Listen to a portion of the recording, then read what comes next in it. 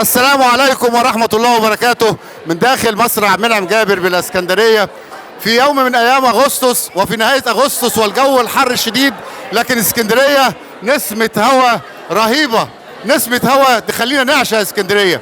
ومن نسمات الهواء الجميلة ديت كان في مسرحية كبيرة جدا في مسرح منعم جابر اسمها بالمقلوب. المسرحية من إخراج المخرج إسلام فهمي. كان معانا نجم صراحة، هو نجم اسكندرية بقوة في الأيام القادمة، هو اسمه وشهرته يوسف شويبس.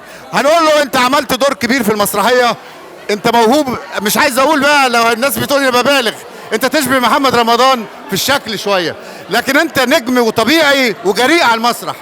النهارده عايز تقول إيه النهارده للمسرح؟ عايز تقول إيه للجمهور النهارده؟ عايز اقول شكرا طبعا تشريفك لينا طبعا على دماغنا يا حبيبي، انت موهبه كبيره ونجيلك في اي مكان. ربنا يخليك. وعايز اشكر اخويا اسلام فهمي، هو تعب معانا جدا جدا، وميدو ناصر الكوريوجرافي العظيم ده ساحر ده على المسرح الاستعراضي، هو رهيب. وعايز اشكر اخويا سيف اشرف المخرج المنفذ.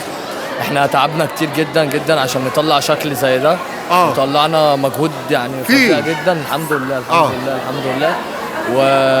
وعايز اشكر اخواتي اللي شرفوني كلهم، يعني هم كلهم على دماغي. يعني هخليك تكمل الحوار الجميل دوت، بس لما نتعرف على زميلنا الممثل الجميل. اتفضل قول اسمك. حلمي سامي. حلمي سامي. انا هقول حاجه للجمهور، انت عملت الدور بصوت واضح على المسرح وباداء جميل.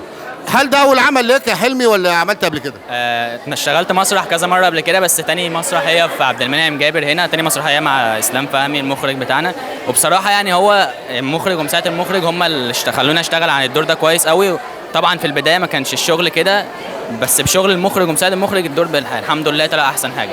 طيب انت الدور بتاعك ممكن توصفه في حاجات بسيطه للناس؟ كان بيقول ايه الدور بتاعك بسرعه كده؟ يعني الدور عباره عن واحد اتاذى من ابوه اول حاجه، لانه كان بيدمره صحيا، بيضربه وبيضرب امه، فهو جاله عقده يعني نفسيه. التربيه الخطا من الاب بتؤدي للابناء بتصرف غير سليم. بالظبط، وهي خلته عنده عقده نفسيه طول حياته، ان هو بقى خايف من كل حاجه حواليه.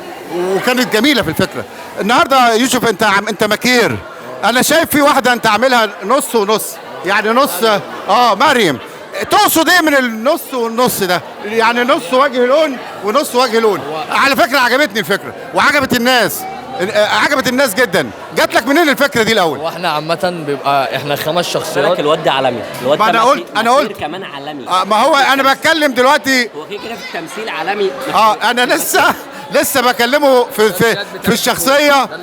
لسه بكلمه في الشخصيه ان هو مكير. عمل مريم وجهين، طبعا واحده بوجهين، بس الفكره على المسرح حلوه.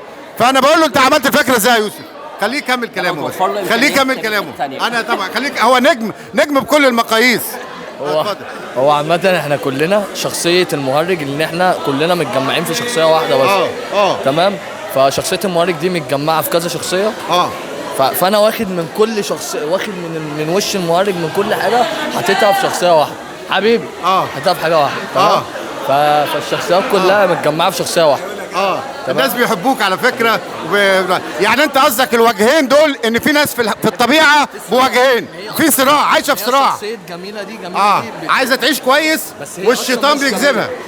هو المهرج متحكم فيها، اللي هي الشخصيات كلها. عامة الاربع 5 شخصيات بيتكونوا في شخصية المهرج، فانا واخد من كل حاجة في وشه، حاططها في وش كل شخصية بتمثله، لان احنا كلنا المهرج. لا انت عملت عمل كبير جدا زي ما اتعودنا. عمار يا اسكندريه، لمصر الحب كله، مع نجوم اسكندريه ونجوم المستقبل في منعم جابر. عبد الله عبد الظاهر عضو في نقابه علمين اسكندريه يحيي الجماهير ويحييكم على هذا اللقاء السعيد. شكرا لكم.